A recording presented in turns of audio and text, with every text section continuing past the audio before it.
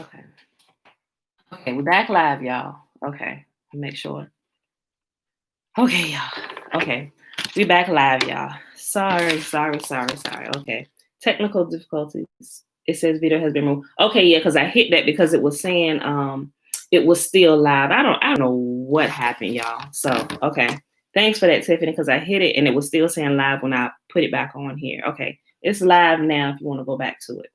Okay. All right, beautiful people. Sorry for the technical difficulties, but we are back. Okay, let me go ahead and get started. Today is Saturday, November the 28th, 2020, day 10 of year 3 of reading through the books of the law and the prophets, and of the 3-year consecutive day count.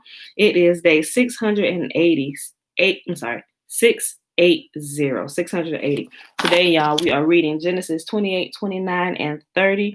And we're going to go to Jasher 31 to fill in some of the missing pieces of this story. And then after we read Jasher 31, we're going to hop over to Enoch and we're going to backtrack just a little bit all the way back to Noah. I should have read this a few days ago when Noah was still on the scene.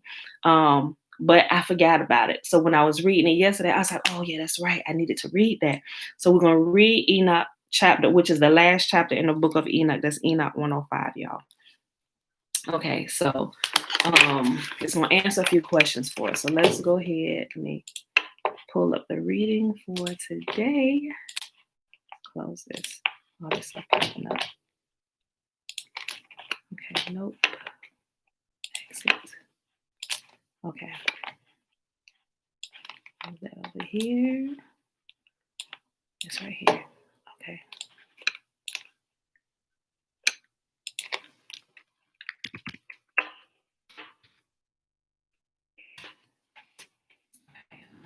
This is 28. Yeah, 28. Okay. All right, y'all. Here we go. Let's move this up a little bit more. Okay. Genesis chapter 28. So Isaac called for Jacob, blessed him, and said, you must not marry any of these Canaanite women. Instead, go at once to Padan Aram, to the house of your grandfather Bethuel, and marry one of your uncle Laban's daughters. May Yahuwah bless you and give you many children, and may your descendants multiply and become many nations. May Yahuwah pass on to you and your descendants the blessings he promised to Abraham. May you own this land where you are now living as a foreigner, for Yahuwah gave this land to Abraham. So Isaac sent Jacob away, and he went to Padan Aram to stay with his uncle Laban, his mother's brother, the son of Bethuel the Aramean. Esau knew that his father Isaac had blessed Jacob and sent him to Padan Aram to find a wife, and that he had warned Jacob, you must not marry a Canaanite woman. He also knew that Jacob had obeyed his parents and gone to Padan Aram. It was now very clear to Esau that his father did not like the local Canaanite women. So Esau visited his uncle Ishmael's family and married one of Ishmael's daughters, in addition to the wives he already had. His new wife's name was Mahalath. Yeah, Mahalath. She was the sister of Nebaioth, the daughter of Ishmael, Abraham's son. Meanwhile, Jacob left Beersheba and traveled toward Haran. At sundown, he arrived at a good place and set up camp and stopped there for the night. Jacob found a stone to rest his head against and lay down to sleep. As he slept, he dreamed of a stairway that reached from earth up to heaven, and he saw the angels of Yahuwah going up and down the stairway. At the top of the stairway stood Yahuwah, and he said, I am Yahuwah, the God of your grandfather Abraham and the God of your father Isaac. The ground you are laying on belongs to you. I am giving it to you and to your descendants. Your descendants will be as numerous as the dust of the earth. They will spread out in all directions, to the west and to the east, to the north and the south. And all the families of the earth will be blessed through you and your descendants. What's more, I am with you, and I will protect you wherever you go. One day I will bring you back to this land. I will not leave you until I have finished giving you everything I have promised you. Then Jacob awoke from his sleep and said, "Surely Yahuwah is in this place, and I wasn't even aware of it." But he was also afraid and said, "What an awesome place this is. It is none other than a house of Yahuwah, the very gateway to heaven." The next morning, Jacob got up very early. He took the stone he had rested his head against, and he set it upright as a memorial pillar. Then he poured olive oil over it. He named the place Bethel, which means the house of Yahuwah, although it was previously called Luz. Then Jacob made a vow, "If Yahuwah will indeed be with me and protect me on this journey, and if he will provide me with food and clothing, and if I return safely to my father's home, then Yahuwah will certainly be my God. And this memorial pillar I have set up will become a place for worshiping Yahuwah, and I will present to Yahuwah a tenth of everything he gives me." Genesis chapter 29. Then Jacob hurried on, finally arriving in the land of the east, and he saw a well in the distance. 3 flocks of sheep and goats lay in an open field beside it, waiting to be watered, but a heavy stone covered the mouth of the well. It was the custom there to wait for all the flocks to arrive before removing the stone and watering the animals. Afterward, the stone would be placed back over the mouth of the well. Jacob went over to the shepherds and asked, "Where are you from, my friends?" "We're from Haran," they answered. "Do you know a man there named Laban, the grandson of Nahor?" he asked. "Yes, we do," they replied. "Is he doing well?" Jacob asked. "Yes, he's well," they answered. "Look, here comes his daughter Rachel with a flock now." Jacob said, "Look, it is still broad daylight, too early to round up the animals. Why don't you water the sheep and goats so they can get back out to pasture?" "We can't water the animals until all the flocks have arrived," they replied. Then the shepherds moved the stone from the mouth of the well, and we will water all the sheep and goats. Jacob was still talking with them when Rachel arrived with her father's flock, for she was a shepherd. And because Rachel was his cousin, the daughter of Laban, his mother's brother, and because the sheep and the goats belonged to his uncle Laban, Jacob went over to the well and moved the stone from its mouth and watered his uncle's flock. Then Jacob kissed Rachel and he wept aloud. He explained to Rachel that he was her cousin on her father's side, the son of her aunt Rebekah. So Rachel quickly ran and told her father Laban. As soon as Laban heard that his nephew Jacob had arrived, he ran out to meet him. He embraced and kissed him and brought him home. When Jacob had told him his story, Laban exclaimed, "You are really my own flesh and blood." After Jacob had stayed with Laban for about a month, Laban said to him, "You shouldn't work for me without pay just because we're relatives. Tell me how much your wages should be." Now Laban had 2 daughters. The older daughter was named Leah, and the younger one was Rachel. Now right here in this one verse number 16, that did not tell us the full extent of what Rachel and Leah were, which I'm not gonna give it away, but just remember that the older daughter and the younger daughter, but they left out a certain portion in regards to the older and the younger, right? Because when we think about that, we're thinking, okay, maybe Rachel was 35 and Leah was 25, older, younger. That's what we're thinking, but we'll get to it. You'll see. There was no sparkle in Leah's eyes, but Rachel had a beautiful figure and a lovely face. Since Jacob was in love with Rachel, he told her father, "I'll work for you for 7 years if you give me Rachel, your younger daughter, as my wife." So you read it. Yeah, you read it right, Tiffany. I remember you made a comment about it, about Rachel's age the other day. Yeah, you read it right. "I'll work for you for 7 years if you give me Rachel, your younger daughter, as my wife." "Agreed," Laban replied. "I'd rather give her to you than to anyone else. Stay and work with me." So Jacob worked 7 years to pay for Rachel, but his love for her was so strong that it seemed to him but a few days. Finally, the time came for him to marry her. "I have fulfilled my agreement," Jacob said to Laban. "Now give me my wife so I can sleep with her." So Laban invited everyone in the neighborhood and prepared a wedding feast. But that night, when it was dark, Laban took Leah to Jacob and he slept with her. Laban had given Leah a servant, Zilpah, to be her maid. But when Jacob woke up in the morning, it was Leah.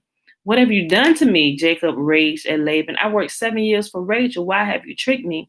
Now the inquiring minds will want to know, how would you get these two mixed up? Like, you didn't know yourself that this was Rachel and not Leah? It's because they left out a detail when it told you that Rachel and Leah, what they didn't give you specifics about what their ages were, but it only said that Leah was older and Rachel was younger. And it has a lot to do why Laban was able to trick him, not only because it was dark, and we're gonna see why it was dark too, but it you'll see. Okay. But when Jacob woke up in the morning, it was Leah. What have you done to me? Jacob raged at Laban. I worked 7 years for Rachel. Why have you tricked me? It's not our custom here to marry off the younger daughter ahead of the firstborn, Laban replied. But wait until the bridal week is over, then we'll give you Rachel too, provided you promise to work another 7 years for me. So Jacob agreed to work 7 more years. A week after Jacob married Leah, Laban gave him Rachel too. Laban gave Rachel a servant, Bilhah, to be her maid. So what I understood when I was younger was a misunderstanding. He married Rachel. I'm sorry, he married Leah.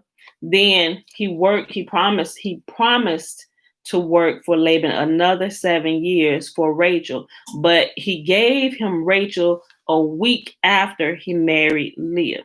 So essentially, he got both the women within a week's time, but he stayed and he worked the extra 7 years for Rachel again. Okay, just so you got that. He didn't wait a whole another 7 years before he actually had Rachel. No, Laban gave him Rachel a week later after he married Leah, and he stayed and worked the extra 7 years. Okay, make sure we're all on the same page here.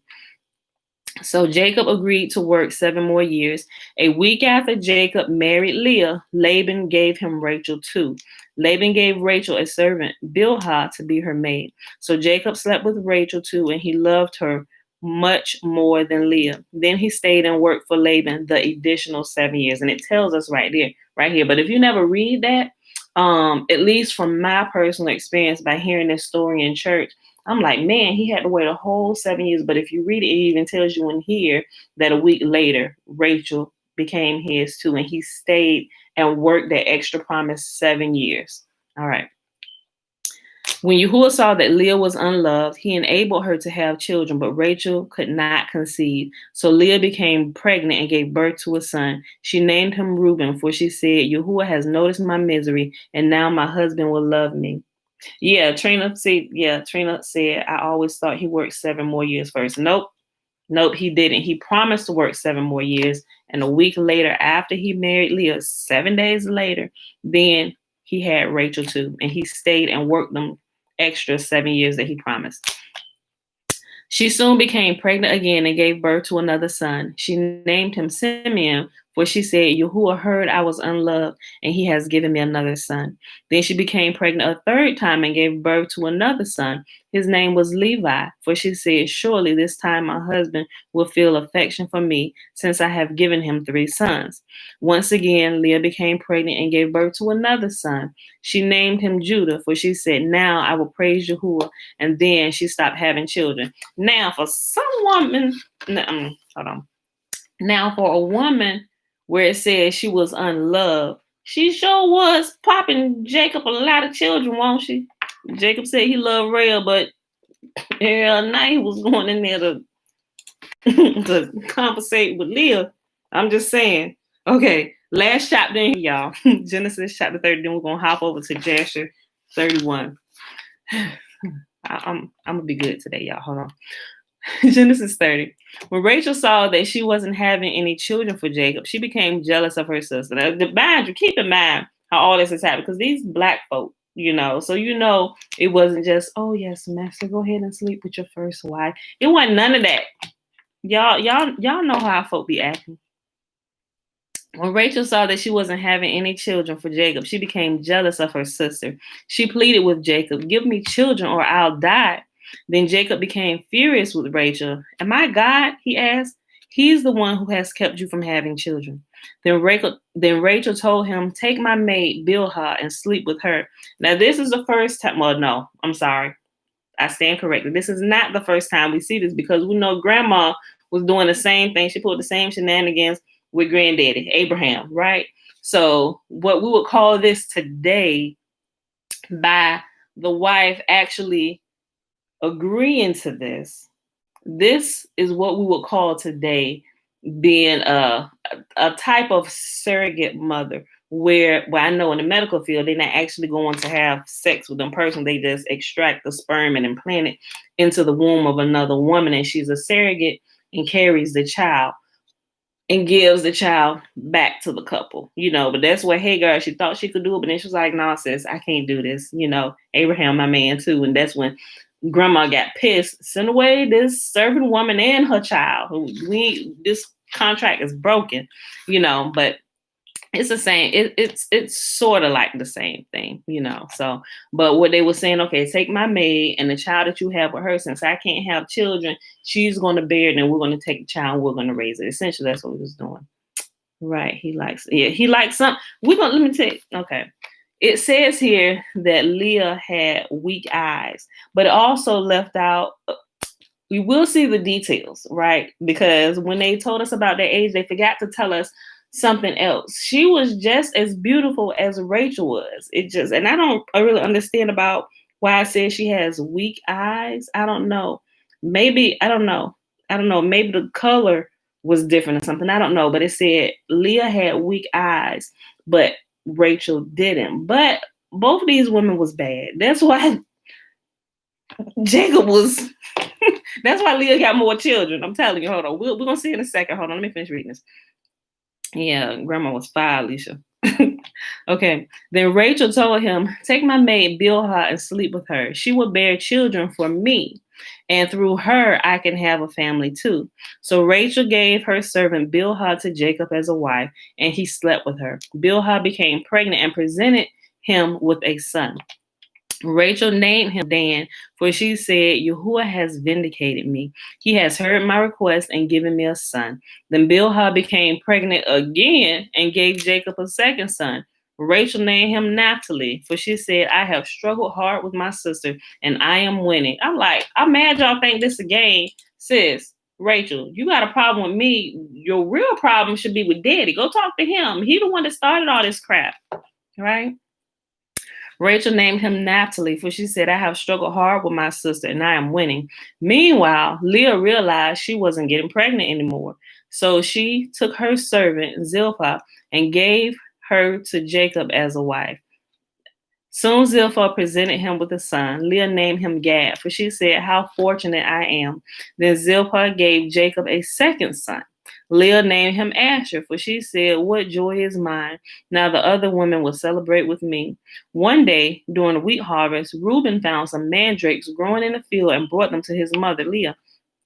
Rachel begged Leah, please give me some of your son's mandrakes. But Leah angrily replied, wasn't it enough that you stole my husband? Now you steal my son's mandrakes too? Rachel answered, okay, sis, okay. What if I let Jacob sleep with you tonight and you give me some of the mandrakes? So that evening, Jacob was coming home from the fields. Leah went out to meet him. You must come sleep with me tonight, she said. I have paid for you with some mandrakes that my son found. I can imagine what Jacob's response was, but it couldn't have been too bad because he went through with that deal. Oh, hold on. I have paid for you with some mandrakes my son found. So that night, he slept with Leah. He might not have been too mad. He went on in there because Leah was beautiful too. And Yahuwah answered Leah's prayer. She became pregnant again and gave birth to a fifth son for Jacob. She named him Issachar, for she said, Yahuwah has rewarded me for giving my servant to my husband as a wife. I don't know how they could believe that. But anyway, I keep my comments to myself. Then Leah became pregnant again and gave birth to a sixth son for Jacob. She named him Zebulun, for she said, Yahuwah has given me a good reward. Shalom, shalom, mother. Aliyah, I see you back. Okay, yeah. Sorry for the cutoff at first. Hold on. He said, y'all can't see this. He said, our mother, Leah, had Marco Polo eyes, though. That's why Jacob was like, heck no. That's funny. Okay. She named him Zebulun, for she said, Yahuwah has given me a good reward. Now my husband will treat me with respect, for I have given him 6 sons. Later she gave birth to a daughter and named her Adinah. Then Yahuwah remembered Rachel's plight and answered her prayers by enabling her to have children. She became pregnant and gave birth to a son. Yahuwah has removed my disgrace, she said, and she named him Joseph. For she said, may Yahuwah add yet another son to my family. Soon after Rachel had given birth to Joseph, Jacob said to Laban, please release me so I can go home to my own country. Let me take my wives and children, for I have earned them by serving you, and let me be on my way. You certainly know how hard I work for you. Please listen to me, Laban said. I have become wealthy, for Yahuwah has blessed me because of you. Laban knew that. He knew that Yah was with him. He was thinking maybe she was cross-eyed. And she could have been. She could have been cross-eyed, Trina. I don't know. She could have been cross-eyed. Men don't care about that either. Good morning, Christina. They don't care to cross-eyed, missing one eye with an eye patch. You got a beautiful shape. Sometimes you ain't gotta have beautiful shape. What? I can? Oh, come on, sis. Let's go to your room. You know what I'm saying? Please listen to me, Laban replied. I have become wealthy, for Yahuwah has blessed me because of you. Tell me how much I owe you. Whatever it is, I'll pay it. Jacob replied, you know how hard I work for you and how your flocks and herds have grown under my care. You had little indeed before I came, but your wealth has increased enormously. Yahuwah has blessed you through everything I've done. But now, what about me? When can I start providing for my own family? What wages do you want? Laban asked. Jacob replied, don't give me anything. Just do this one thing, and I'll continue to tend and watch over your flocks. Let me inspect your flocks today and remove all the sheep and goats that are speckled or spotted, along with all the black sheep. Give these to me as my wages. In the future, when you check on the animals you have given me as my wages, you will see that I have been honest. If you find in my flock any goats without speckles or spots, or any sheep that are not black, you will know that I have stolen them from you. All right, Laban replied. It would be as you say. But that very day, Laban went out and removed the male goats that were streaked and spotted, all the female goats that were speckled and spotted or had white patches, and all the black sheep. He placed them in the care of his own sons, who took them a 3 days journey from where Jacob was. Meanwhile, Jacob stayed and cared for the rest of Laban's flock. Now, apparently, Laban missed some of the ones that he went in there deceitfully. He just agreed to this with Jacob, and then went and took all the male goats and stuff, all the male goats and sheep, so that the flock that Jacob had couldn't reproduce. But apparently, he missed a few, and he did not know it. Our women are beautiful, nevertheless, wouldn't trade them for anything. I know that's right, LEAH. I know. Meanwhile, Jacob stayed and cared for the rest of Laban's flock. Then Jacob took some fresh branches from poplar, almond, and plane trees and peeled off strips of bark, making white streaks on them. Then he placed these peeled branches in watering troughs where the flocks came to drink, for that was where they made it. And when they made it in front of the white streaked branches, they gave birth to young that were streaked, speckled, and spotted. Jacob separated those lambs from Laban's flock, and at mating time, he turned the flock to face Laban's animals that were streaked or black. This is how he built his own flock instead of increasing Laban's. Whenever the stronger females were ready to mate, Jacob would place the peeled branches and the watering troughs in front of them. Then they would mate in front of the branches. But he didn't do this with the weaker ones, so that the weaker lambs belonged to Laban, and the stronger ones were Jacob's. As a result, Jacob became very wealthy, with large flocks of sheep and goats, female and male servants, and many camels and donkeys. All right, y'all. So that's our reading for this right here. Now we're going to jump right on over here. Let me move this before I do the same thing and cut my live off. Okay, so now we're about to jump right over here to Jasher 31, and we're going to fill in this missing piece about Rachel and Leah, right? It's quite hilarious. It really is. Hold on. What is it? I'm sorry, 31. What did I say? Did I say 27? Or did I say 31? If I said 27, I meant 31, y'all. Okay. All right. Jasher chapter 31, y'all.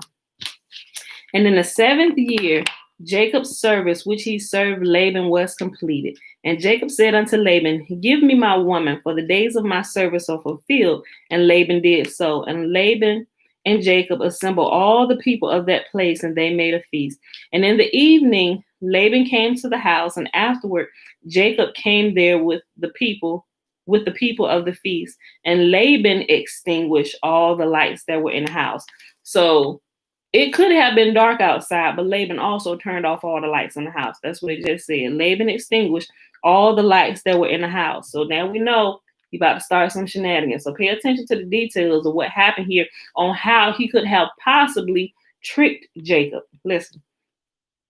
And Jacob said unto Laban, wherefore do you do this thing unto us? And Laban answered, such is our custom to act in this land. And afterward, Laban took his daughter Leah, and he brought her to Jacob. And he came to her, and Jacob did not know that she was Leah. And Laban gave his daughter Leah, his maid Zilpah, for a handmaid. Hold on, wait a minute.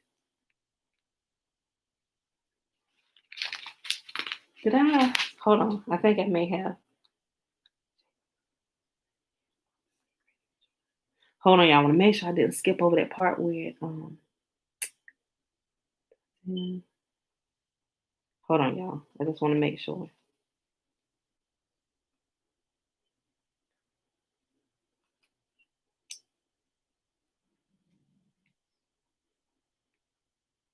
Let me keep reading, y'all. Hold on, because I think, hold on, boy.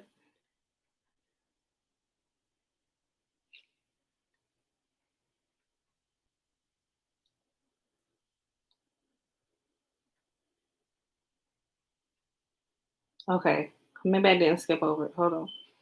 Because it tells you a detail about Rachel and Leah. And I just want to make sure it was in this chapter. Okay, let me keep reading. And if it's not here, it's definitely got to be back in the chapter. And I'm going to just tell you what it is. We're going to find it. Okay.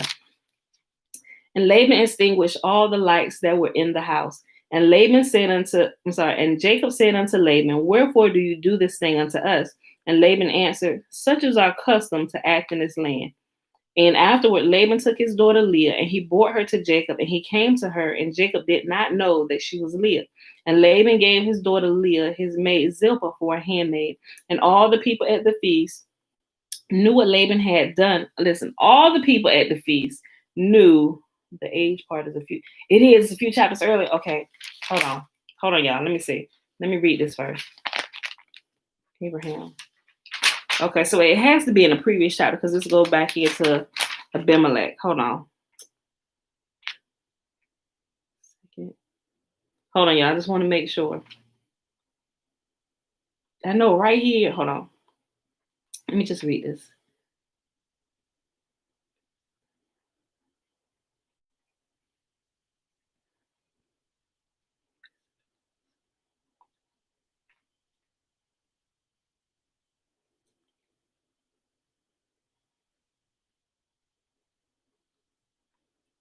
Okay, so it's right here in verse 13 or 14, but it's not giving that one detail that I was telling y'all about.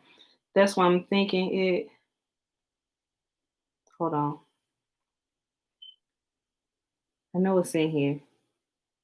Maybe it is. Let me just keep reading. Then I'll come back to this. Hold on.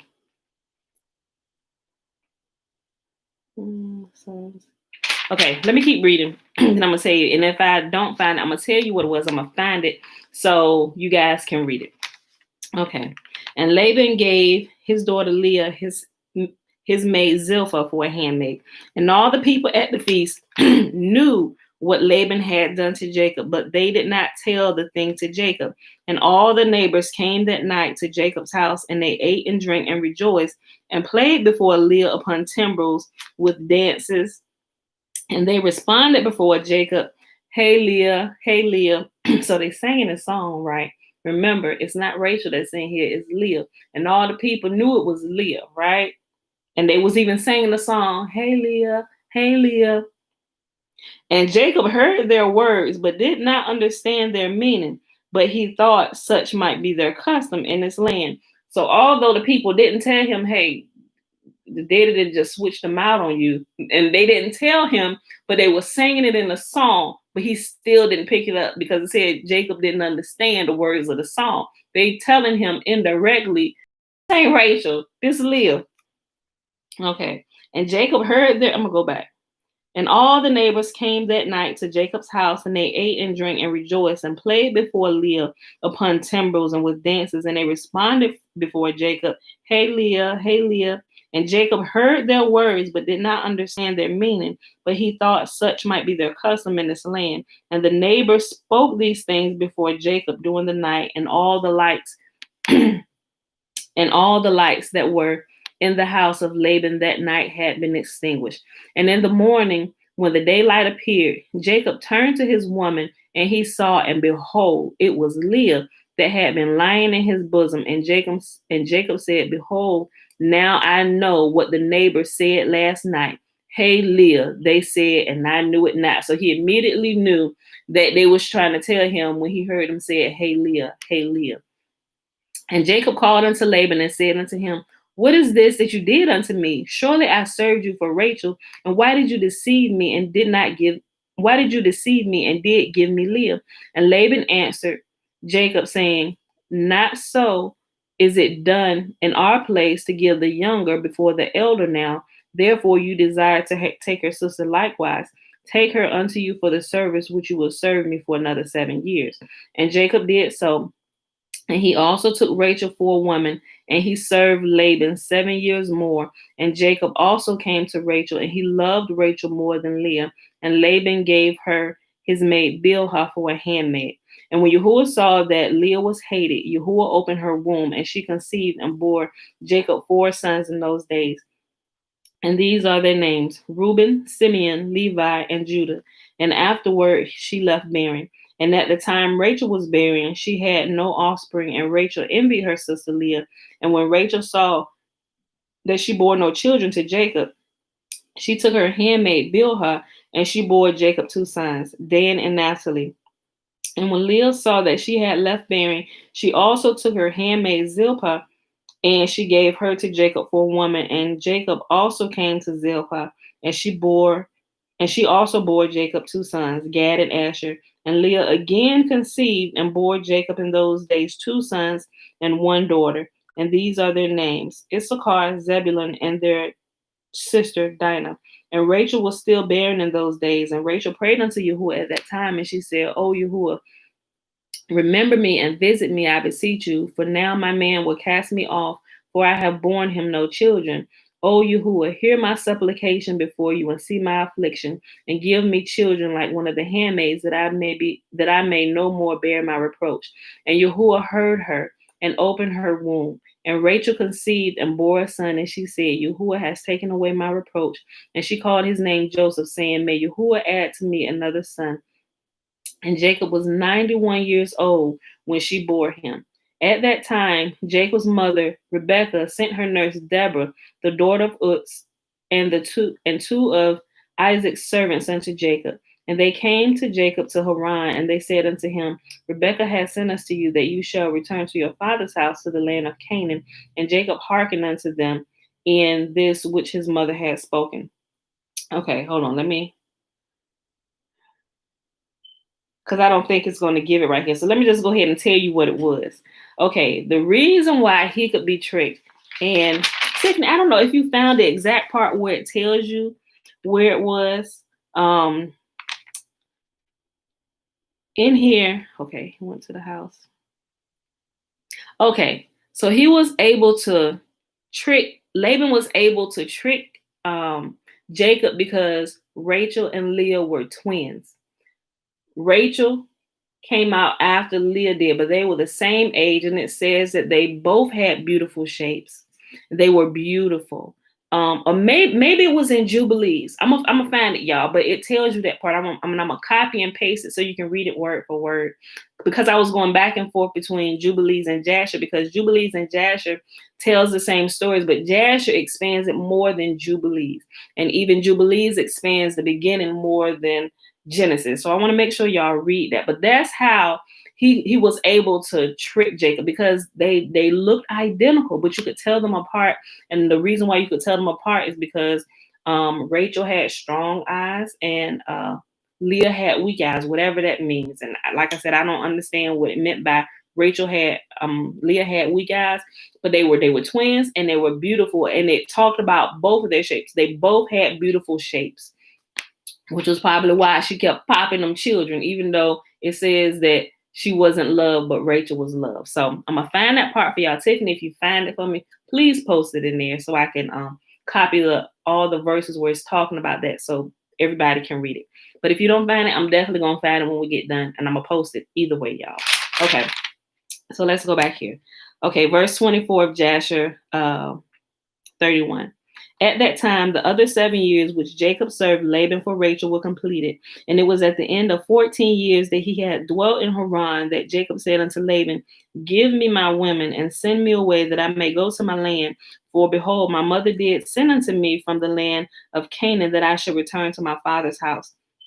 And Laban said unto him, remember why his mother sent him away, because Esau was pissed at him because he said he stole the blessing of his birthright, but he didn't. We clearly read yesterday that Esau willingly gave it over because he was in duress. He thought his life was about to end because he had just killed the mightiest man upon the earth, which was Nimrod and two of his top men. So he was running from his life. That's why when he ran into the house with Jacob, when Jacob was cooking them red beans and rice, so that red lentil stew that it said he was fixing, he was at his strength was, he was exhausted. That's what it said. He was exhausted because he had been running. He had stolen them garments off of Nimrod. He went and hid them in his father's house. Now he was back. He's like, look, I'm about to die anyway. Nimrod man about to catch up with me. So what is my birthright to me? You go on here. He sold everything to his brother because he thought he was going to die that day. That's why. So, but remember, this is why Jacob in the first place came to Laban's house. So his brother Esau's anger could subside. We clearly know that Esau didn't die. Nimrod's men did not come find him. So he lived. So now he pissed that he didn't give his stuff away. Right? Okay. Just remember that. And Laban said unto him, Not so, I pray you. If I have found favor in your sight, do not leave me. Appoint me your wages, and I will give them and remain with me. And Jacob said unto him, This is what you shall give me for wages. That shall this day pass through all your flocks and take away from them every lamb that is speckled and spotted, and such as are brown amongst the sheep and amongst the goats. And if you will do this thing for me, I will return and feed your flock and keep them as at the first. And Laban did so, and Laban removed from his flock all that Jacob had said and gave them to him. And Jacob placed all that he had removed from Laban's flock in the hands of his sons, and Jacob was feeding the remainder of Laban's flock. And when the servants of Isaac, which he had sent unto Jacob, saw that Jacob would not then return with them to the land of Canaan to his father, they then went away from him. And they returned home to the land of Canaan. And Deborah remained with Jacob in Haran, and she did not return with the servants of Isaac to the land of Canaan. And Deborah resided with Jacob's women and the children in Haran. And Jacob served Laban 6 years longer. And when the sheep brought forth, Jacob removed from them such as were speckled and spotted, and as he had determined with Laban. And Jacob did so at Laban's for 6 years, and the man increased abundantly, and he had cattle and maidservants and men servants, camels and asses. And Jacob had 200 drove of cattle, and his cattle were of a large size and of a beautiful appearance and were very productive. And all the families of the sons of men desired to get some of the cattle of Jacob, for they were exceedingly prosperous.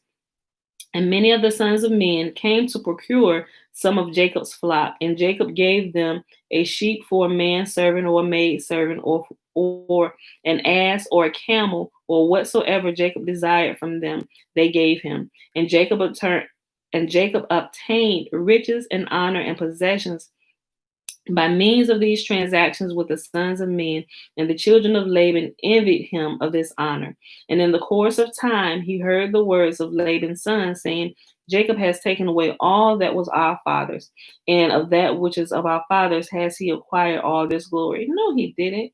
Laban was standing on his last two legs before Jacob showed up, and it was because of Jacob. And even Laban said, it is clearly because of you that Yahuwah has blessed my house. So his sons, they looking at him side-eyed now. And Jacob beheld the countenance of Laban and of his children, and behold, it was not toward him in those days as it had been before. And Yahuwah appeared to Jacob at the expiration of the 6 years, and said unto him, Arise and go forth out of this land, and return to the land of your birthplace, and I will be with you. And Jacob rose up at that time, and he mounted his children and women I'm sorry, y'all. And Jacob rose up at that time, and he mounted his children and women, and all belonging to him upon camels. And he went forth to the land of Canaan to his father Isaac. And Laban did not know that Jacob had gone from him, for Laban had been that day sheep shearing. Now, listen to this, y'all, what Rachel did. And listen, because in the regular canonized books of the Bible, in Genesis, it tells us that Rachel stole the gods of her father, which she did. But this gives us details of how these gods were created and what they actually did. Listen to this, y'all. And it reminds me, and it's funny, because me and my husband was watching Storage Wars day before yesterday. And one of them, it was funny because if y'all ever see, I think it's called Storage Wars, where, you know, people don't pay their storage bill and then they auction it off, right?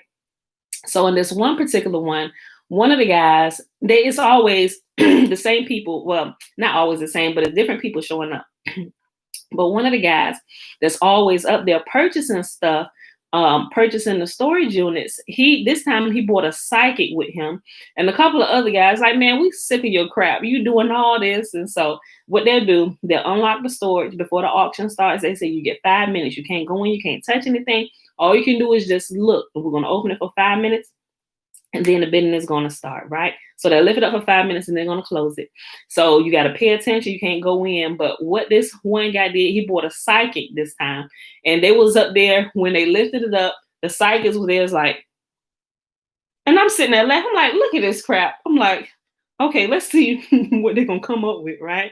And so the psychic's up there like, and the people looking around like, are you serious? Are you serious? Get them out of here, you know. But it's like, hold on, just give us like 30 more seconds. I'm picking up something. I'm like, you know what? And I'm thinking, thou shalt not suffer a witch to live, right? So I'm like, okay, let's see what this girl get out of this, right? So make a long story short, when it was done, he bidded on it. She said, well, there's something, I'm picking up some bad energy from this. And of course, everybody like, man, get out of here with that crap. Ain't nothing here. So anyway, and he said, okay, so you picked up bad energy. Should I not bid on it? She said, oh no, bid on it. But I'm just saying, whatever it is that's in there, it's going to cause great harm to your household if you take it into your house. Now, me, I'm thinking, okay, that sounds quite right. Because, you know, we're growing up, you know, we learn about different things going in the church. Okay, demon spirits and stuff. Okay, well, you stay away from that. And if you do something in your house, it could invite the devil in. You know, so all these things running through my head, right? Like, well, I heard that before. Okay, we're going to roll with this and see what becomes of this. And if anything in the storage, right?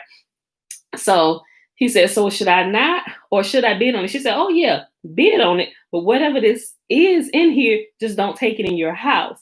And I would have been like, yeah, I'm not going to bid on it at all. So, but anyway, he bid on it. He won it. So when they went in there, they was cautious while they was going around looking through stuff. And then there was this cooler, like a cooler you put sodas and stuff in, you know, to get drinks if you're going out on a picnic or whatever. It was like this old cooler, and it looked like they had been using it for fishing or something, you know, but they opened it up. And it's like, of course, it goes to a commercial. But then it come back on, and it looked like hair. And he was like, is that a wig? What is that? So they picked up something, and they picked it up. And lo and behold, guess what it was? It was a shrunken head. So now, what I want to say is some of these psychics and stuff, they do pick up real information, but I'm never suggesting that you ever go to a psychic, because who would say that is a no-no, because they're tapping into the spiritual realm illegally, and eventually it's going to get you in trouble and they're going to lose their lives. So thou shalt not suffer a witch to live among you. Don't even go that route. But what she picked up when she was standing there, I'm picking up bad vibes or something, she was right. There was a shrunken head. And remember, shrunken heads are used in and voodoo and different types of rituals. And real shrunken heads actually come from real heads of living people, because they took that shrunken head. He didn't take it to his house. He took it to like this place that purchased artifacts and stuff like this. And she said, yeah, this is a shrunken head, because it had the lips sewed together with string and stuff. But she said it wasn't an authentic shrunken head. Somebody else created this, because real shrunken heads come from heads of real people, and they cast spells on them and it shrinks them. Some people don't believe that, but that stuff is real. Stay away from it. But she explained that to him, and he was like, oh, okay. But anyway, she gave him money for it, and it went off. So I brought that up because Jasher gives you the detail of the type of gods that Rachel stole from her father Laban. So let's get back to it. So pay attention, y'all. Listen. Verse 39. And Laban did not know that Jacob had gone from him, for Laban had been that day shearing sheep. And Rachel stole her father's images, and she took them and she concealed them upon the camel upon which she sat, and she went on. And in this manner of the images, and this is the manner of the images in taking a man who was the firstborn and slaying him. So in order for them to create their images that they're made with their hands, they're saying that they took a firstborn, right? A real live human being, a firstborn. Listen. And this is the manner of the images in taking a man who is the firstborn and slaying him, and taking the hair off his head, and taking salt and salting the head and anointing it in oil, then taking a small tablet of copper or a tablet of gold and writing the name upon it, and placing the tablet under its tongue, and taking the head with the tablet under the tongue, and putting it in the house, and lighting up lights before it, and bowing down to it. At that time, when they bow down to it, it speaks to them in all manners that they ask of it, through the power of the name which is written in it. And some of them make and some make them in figures of men, of gold, silver, and to go to them in times known to them, and the figures receive the influence of the stars and tell them future things. And in this manner were the images which Rachel stole from her father. And Rachel stole these images which were her father's, in order that Laban might not know through them where Jacob had gone. So essentially, these things were getting information, and we know where it was getting information from. If you read the book of Enoch, we know what these angels who had defected from their heavenly posts, what they were doing. So that's not, they weren't actually gods. They were the fallen angels, the ones who were here, not the ones who were bound under the earth, but the ones whose habitation is here on the earth. Those are the ones. Remember, they can manifest themselves or they can conceal themselves. That's what it tells us. Y'all really should read the book of Enoch. And it tells us that in Enoch chapter 15. You really should read the entire book of Enoch, right?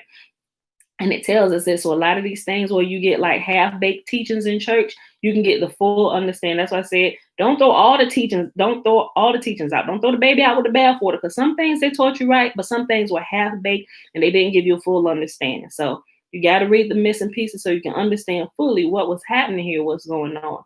So Laban actually had gods who would talk to him and who would answer him. These were heads of people who lived.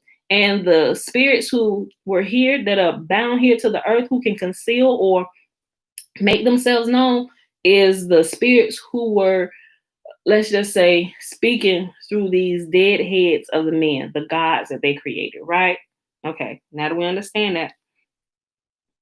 All right, stay away from soothsayers, magicians, spiritists, psychics, all of them. Stay away, because they're really dabbling in otherworldly powers, y'all. I'm telling you, it's real.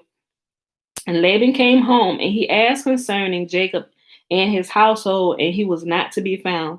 And Laban sought his images to know where Jacob had gone, and could not find them. And he went to some other images, and he inquired. And he went to some other images, and he inquired of them, and they told him that Jacob had fled from him to his fathers to the land of Canaan. So Rachel didn't get all the gods. Now I understand why she did what she did. They was trying to get away from there, so her father wouldn't know where they went and roll up on, be like, nope, come back, everybody. So that was Rachel's thought in taking her father's gods. Because I originally used to think because before I knew this, I thought that she stole the gods because she was going to be worshiping. I was like, well, maybe she was worshiping these guys, and when they left, she wanted to take them with her so she can continue worshiping them. But apparently that wasn't the case. But she died because she took it because of the oath that Jacob had spoken. Remember, he said, if you find your gods among us, the person who stole them shall surely die. But he didn't realize that it was the woman, his wife, that he truly loved, Rachel, right? But Rachel thought she was doing what was good. So he wouldn't catch up to her husband. So they should have just came to get, she should have just wanted to talk to Jacob. Like, listen, this, and they could have got some insight from y'all. Rachel could have kept her life, but miscommunication got Rachel dead, bro. But she thought she was doing what was right. Y'all see it? She thought she was doing what was right, but she ended up dead anyway, right? Man, y'all got to fill in the pieces. Okay, I read 45 over. And Laban came home and he asked concerning Jacob and his household, and he was not to be found. And Laban sought his images to know where Jacob had gone and could not find them. And he went to some other images and he inquired of them. And they told him that Jacob had fled from him to his fathers to the land of Canaan. And Laban then rose up and took his brothers and all his servants and went forth and pursued Jacob, and he overtook them in Mount Gilead. And Laban said unto Jacob, what is this you have done to me to flee and deceive me and lead my daughters and their children as captives taken by the sword? And you did not suffer me to kiss them and send them away with joy. And you did steal my gods and did go away. And Jacob answered Laban, saying, because I was afraid lest you would take your daughters by force from me. And now with whomsoever you find your gods, he shall die. Yeah. Y'all want to make sure y'all got all the information first before y'all go in here and start saying stuff. I mean, but I get it, men talking to men, because he just knew his wives. It wasn't them. If you find your gods, then the person who took them gonna die. And Laban searched. Well, first of all, he should have paused, like, hold on, let me check first. Because if he knew the quarrels that was going on between Rachel and Leah, they is their daddy children. Let me check first before I say this out my mouth. Hey, don't see your father's images, but Rachel probably would have lied. I'm not saying she would have, but she might have. There was the possibility that she could have lied to Jacob because Laban was there. And after Laban would have left, she would have probably told him the truth. So, but either way, she gone. And Laban searched for the images, and he examined in all of Jacob's tents and furniture, but could not find them. And Laban said unto Jacob, we will cut a covenant together, and it shall be for a testimony between me and you. If you shall afflict my daughters, or shall take other women besides my daughters, even God shall be witness between me and you this day in this manner. And they took stones and made a heap. And Laban said, this heap is a witness between me and you. Therefore he called the name thereof Gilead. And Jacob and Laban offered sacrifice upon the mount, and they ate there by the heap. Remember, when they sacrifice, and a lot of times in these places where they're talking about sacrifices, that word is misplaced, and it shouldn't be sacrifice. You know, although they did kill an animal, it clearly says that they ate, right? And I remember I brought that out to y'all before. And Jacob and Laban offered sacrifice upon the mount, and they ate there by the heap, and they tarried in the mount all night. And Laban rose up early in the morning, and he wept with his daughters and kissed them, and he returned to his place. And he hastened and sent off his son Beor, who was 17 years old, with Abi-Koroth, the son of Uz, the son of Nahor, and with them were 10 men. And they hastened and went and passed before Jacob, and they came by another road to the land of Seir. And there they came unto Esau, and said unto him, thus says your brother and relative, your mother's brother Laban, the son of Bethuel, saying, have you heard what Jacob your brother has done unto me, who first came to me naked and bare? And I went to meet him, and I brought him to my house with honor, and I made him great, and I gave him my 2 daughters for women, and also 2 of my maids. So Laban, in his going back, he's being deceitful, running across Esau, because he heard all how Esau was pissed with him. So now he's sending his sons and his friend's son back, and they cross paths with Esau when Jacob and them is about to return home, trying to keep this strife going between them, right? But I don't know if this is going to get to that today. Hold on.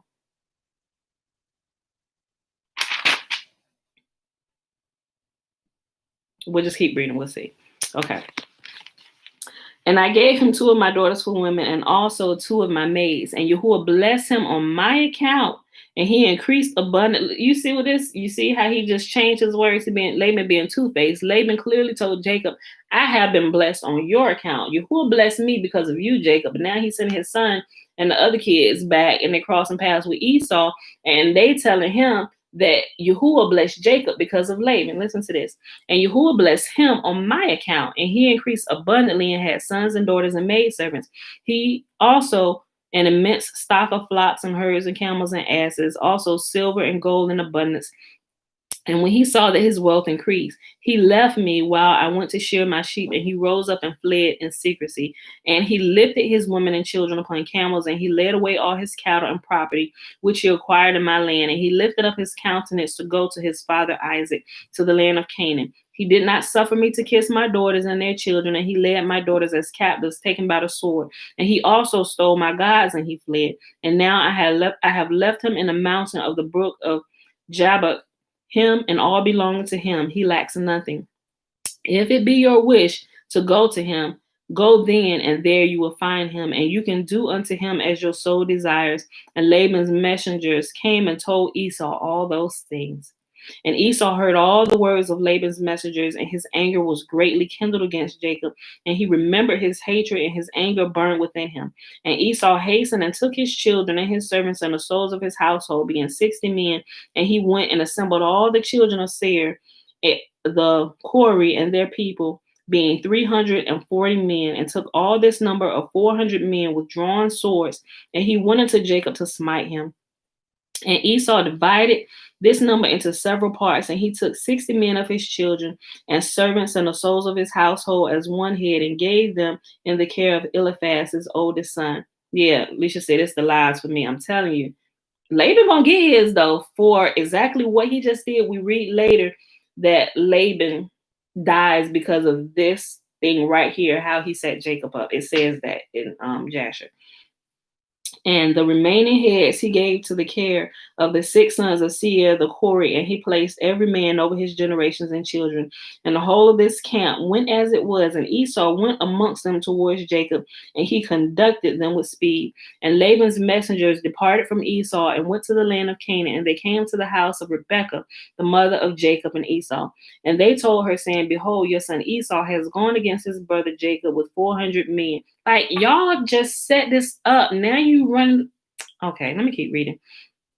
"Behold, your son Esau has gone against his brother Jacob with 400 men, for he heard that he was coming, and he is going to make war with him and to smite him and to take all that he has."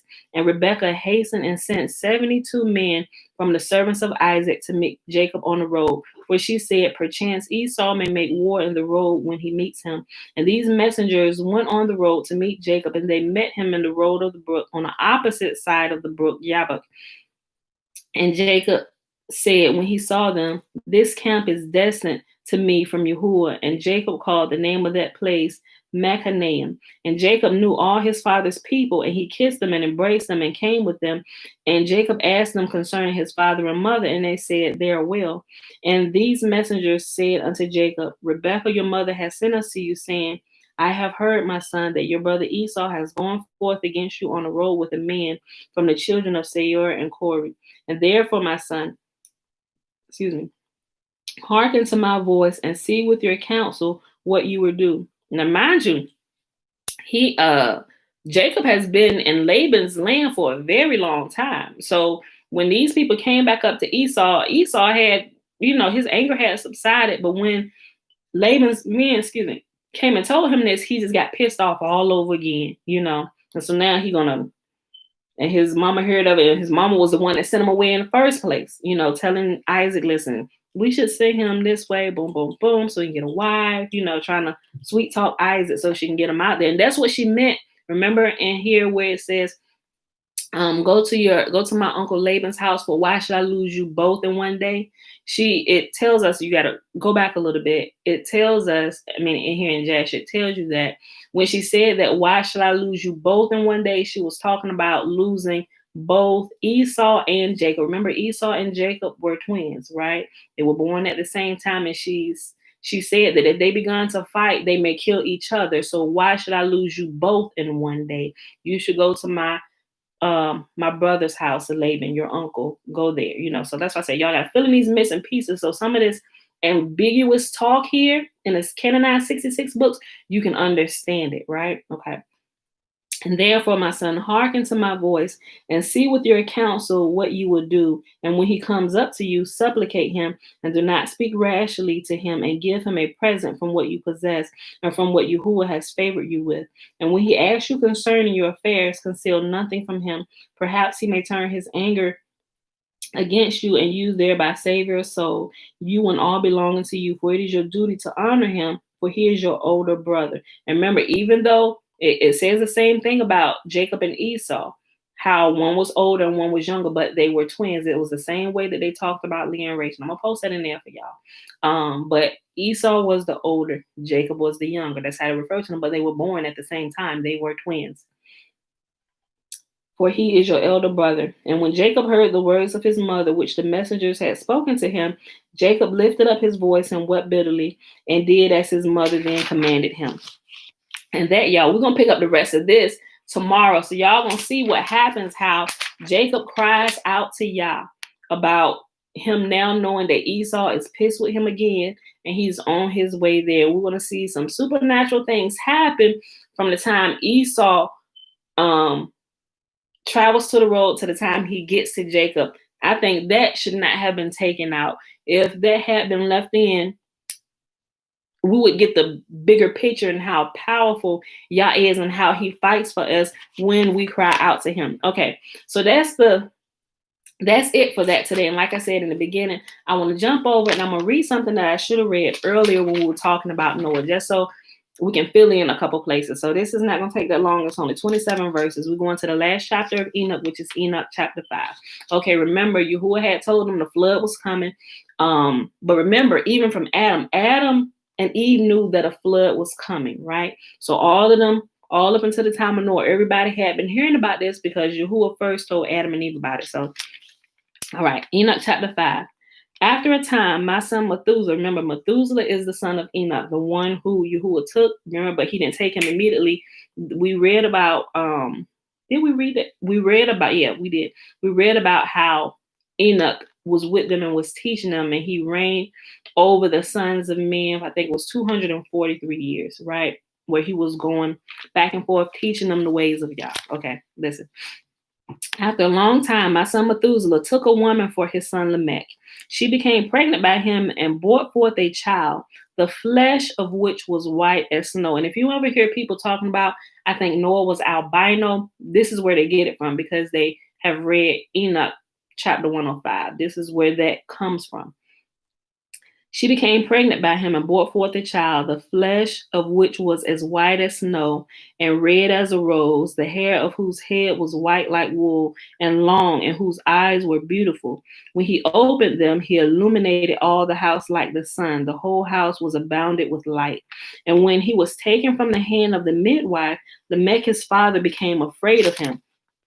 Now, remember, because this was the time, this was before the flood happened. So the people knew that the offspring of angels, what they looked like and how they were growing big. So he was afraid that Noah was not of human flesh, not of the sons of men. He thought he was the offspring of one of the angels, right? Listen. And when he was taken from the hand of the midwife, Lamech his father became afraid of him, and flying away came to his own father. He didn't fly it, like he ran to his father. Okay, just make sure we're on the same page here. And flying away came to his own father Methuselah and said, I have begotten a son unlike others. He is not of men, but resembling the offspring of the angels of heaven, is of a different nature, being altogether unlike to us. His eyes as the rays of the sun, his countenance glorious, and he looks not as if he belonged to me, but to the angels. I am afraid lest something miraculous should take place on the earth in his days. And now, my father, let me entreat and request you to go to our progenitor Enoch and learn from him the truth, for his residence is with the angels. And Methuselah heard the words of his son, and he came to me at the extremities of the earth, for he had been informed that I was there, and he cried out. Remember, this is Enoch speaking. Methuselah heard that his father Enoch was at the extremities of the earth, and he came to him. I heard his voice and went to him, saying, Behold, I am here, my son, since you have come to me. He answered and said, On account of a great event have I come to you, and on account of a sight difficult have I approached you. And now, my father, hear me. For to my son Lamech a child has been born who resembles not like him, and whose nature is not like the nature of man. His color is whiter than snow, he is redder than the rose. The hair of his head is whiter than white wool. His eyes are like the rays of the sun. And when he opened them, he illuminated the whole house. When also he was taken from the hand of the midwife, his father Lamech feared and fled to me, believing not what belonged to him, but that he resembled the angels of heaven. And behold, I am come to you that you might point out to me the truth. Then I, Enoch, answered and said, Yahuwah will effect a new thing upon the earth. This have I explained and seen in a vision. And I have shown you that in the generations of Jared, my father, those who were from heaven disregarded the word of Yahuwah. Behold, they committed crimes, laid aside their class, and intermingled with women. With them also they transgressed, married with them, and begot children who are not like spiritual beings, but creatures of flesh. And like they were the giants. So some people you hear today, people say, oh, they the Nephilim. They're like flesh and spirit beings, but we can see them. They can't make themselves invisible, but they are of two different natures, right? That's what it's talking about here. And Enoch chapter 15 goes into detail about that. So if you haven't read it, go read it. Behold, they committed crimes, laid aside their class, and intermingled. When laid aside the class, they left their post, being angels or whatever. They weren't supposed to be having sex with the son of man. That's what it means when it said they left their class. They left from their post and they intermingled and had sex with the daughters of men, with human flesh. With them they also transgressed, married with them, and begot children who are not like spiritual beings, but creatures of flesh. A great destruction therefore shall come upon all the earth, a deluge, a great destruction shall take place in 1 year.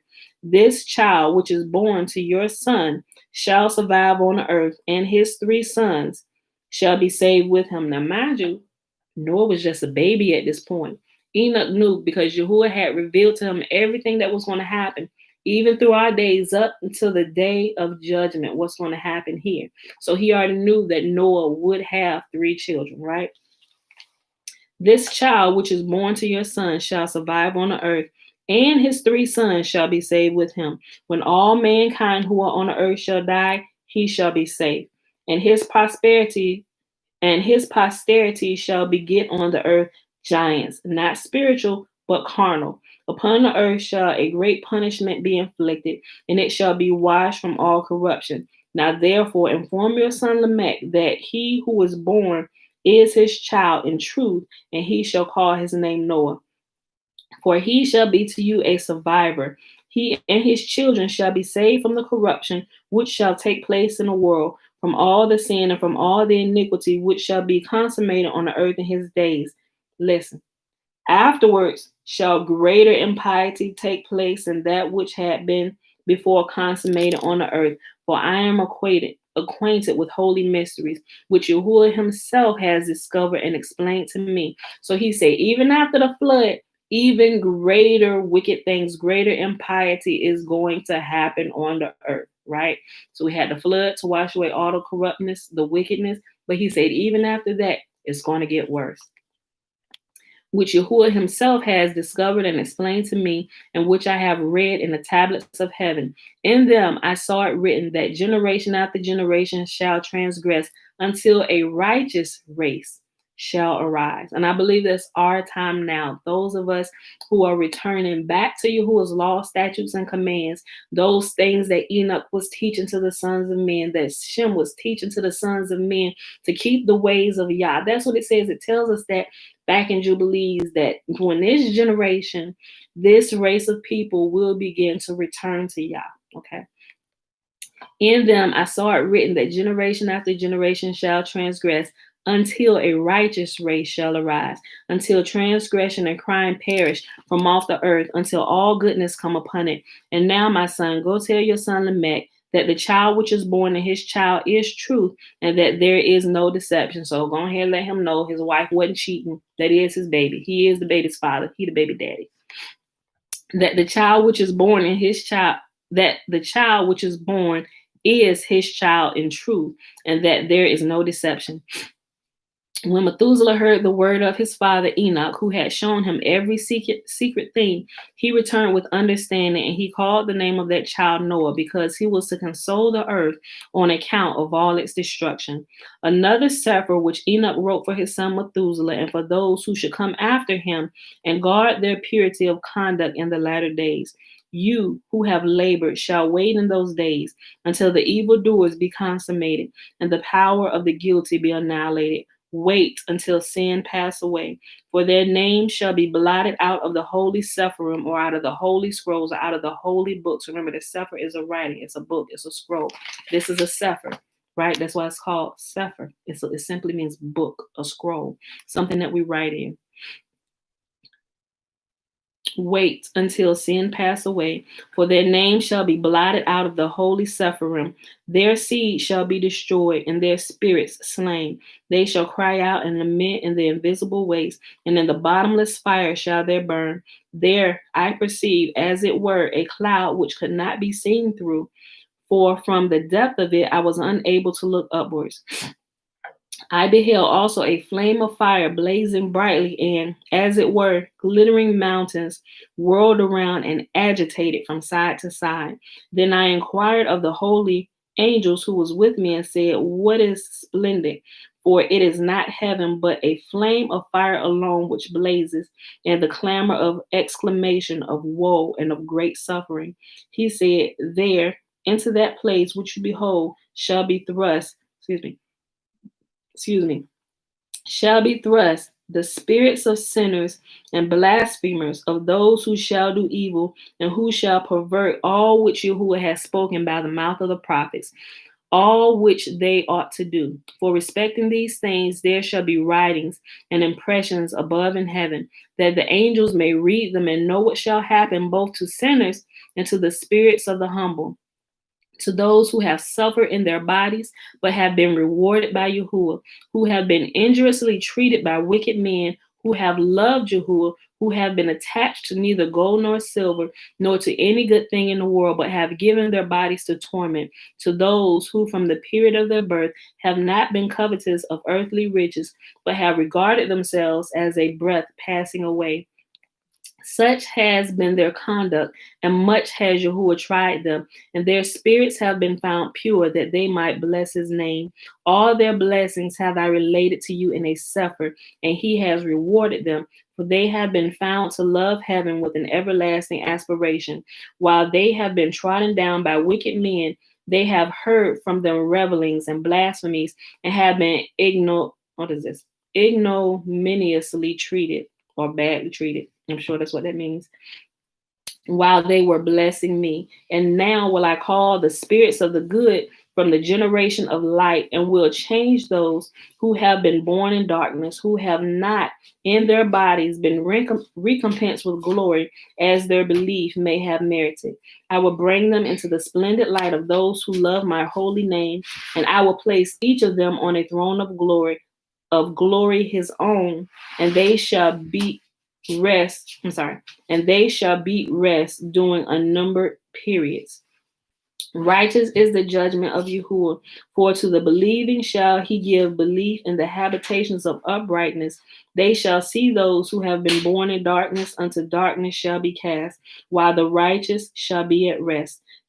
Sinners shall cry out, beholding them, while they exist in splendor, and proceed forward to the days and periods prescribed to them. And that, my beautiful people, is our reading for today. Jasher 28:28. Okay. Thank you, Tiffany. So, guys, I hope you enjoyed that. Let me go to this real quick where, oh, thank you. Okay, I was right there. I kept looking over. Okay, y'all. Remember how I was telling you, it tells us, that Rachel and Leah were twins. Okay, it's found in Jasher 28:28. Thanks again, Tiffany. Thank you, thank you, thank you. I'm gonna read it to you real quick. And Yahuwah afterward remembered Adinah, the woman of Laban, and she conceived and bore twin daughters.